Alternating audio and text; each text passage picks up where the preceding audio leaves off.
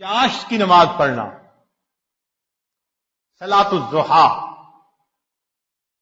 9 بجے 10 بجے جب سورج اتنا بلند ہو جائے کہ اونٹ کے پاؤں جلنے لگے گرمی سے، اس کو صلاۃ الضحیٰ کہتے ہیں۔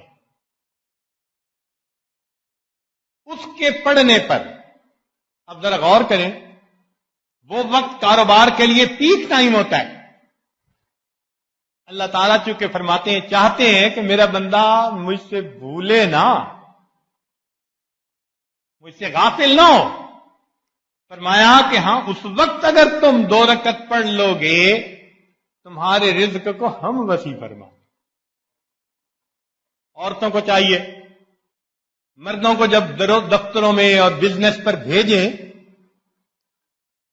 تو برکت تو اللہ نے دینی ہے، تو پیچھے 2 رکعت نماز پڑھ کے دعا مانگے، اے اللہ میرا خاوند رزق حلال کے لیے گھر سے چلا گیا، میں تیرے سامنے ہاتھ اٹھاتی ہوں تو اس کے رزق میں محنت میں برکت ڈال دے۔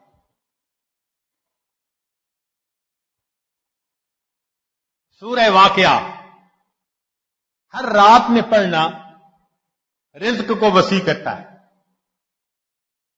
ابن مسعود رضی اللہ تعالیٰ عنہ بیمار ہیں، عثمان غنی رضی اللہ عنہ پوچھنے کے لیے آئے، فرمایا کہ اللہ کا حاجہ کوئی ضرورت ہے؟ فرمایا اللہ ضرورت نہیں ہے۔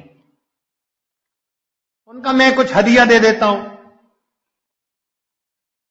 ضرورت نہیں، آپ کا بیٹا نہیں بیٹیاں ہی ہیں ساری، تو ان بیٹیوں کو فائدہ ہوگا۔